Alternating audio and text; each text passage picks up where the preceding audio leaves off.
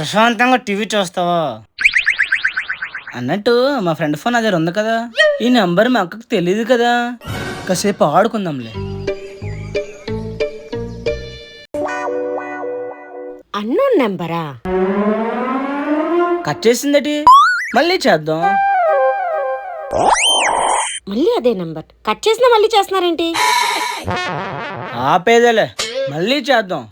వీళ్ళకి ఇలా కదుండు. అమ్మో మాకు చూసినట్టుంది.